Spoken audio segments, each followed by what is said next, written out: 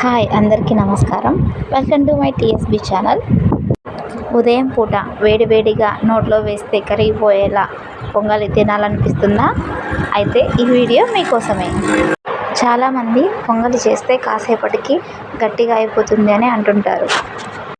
కానీ నేను చెప్పే పక్కా కొలతలతో చిన్న చిన్న టిప్స్ పాటిస్తూ చేస్తే పొంగలి సాయంత్రం వరకు కమ్మగా ఉంటుంది. ఇక్కడ నేను 1 కప్పు బియ్యం తీసుకుంటున్నాను. దీనికి అరకప్పు పెసరపప్పు కరెక్ట్ కొలత. ఫస్ట్ స్టవ్ మీద కుక్కర్ పెట్టి అందులో 2 టేబుల్ స్పూన్ ఆయిల్ వేసుకోవాలి.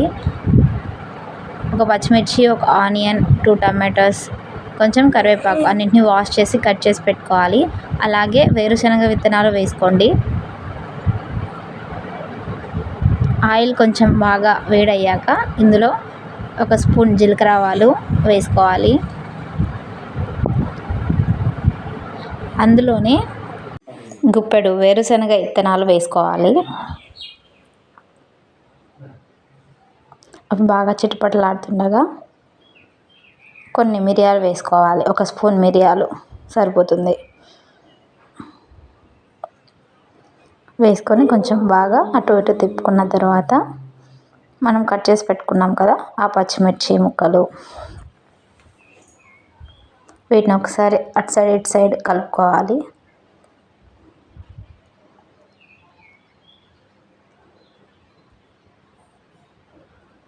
బాగా చిటపటలాడుతున్నాయి. ఇందులోకి తరిగి పెట్టుకున్న ఆనియన్స్ వేసుకోవాలి. కొంచెం అటు ఇటు కలుపుకోవాలి.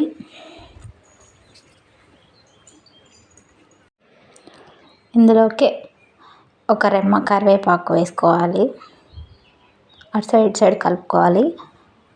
స్లిమ్ అనేది లోలో పెట్టుకోవాలి.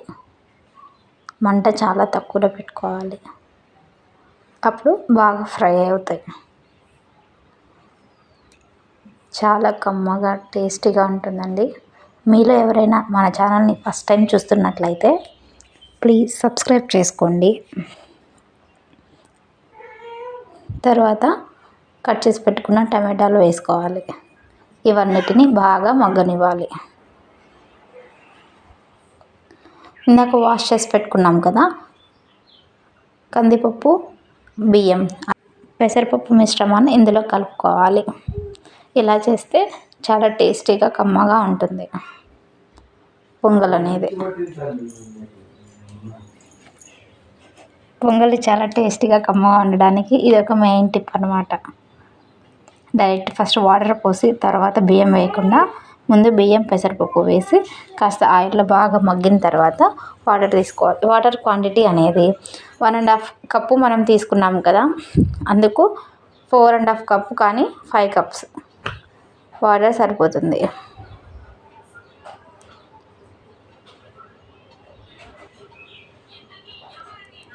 ఇందులోకి మీ రుచికి తగ్గట్టు ఉప్పు తీసుకోండి. వేసుకొని ఒకసారి బాగా కలిపెట్టి మూత పెట్టుకోవడమే. సాయంత్రం వరకు కూడా సాఫ్ట్గా చాలా కమ్మగా ఉంటుందండి. మీరు కనుక ఇలా ట్రై చేయండి. ఒకసారి ట్రై చేసి ఎలా వచ్చిందో కామెంట్స్ రూపంలో తెలియజేయండి. మీకు కనుక ఈ వీడియో నచ్చినట్లయితే లైక్ చేయండి. ఇంకంతే, మూత పెట్టేసుకొని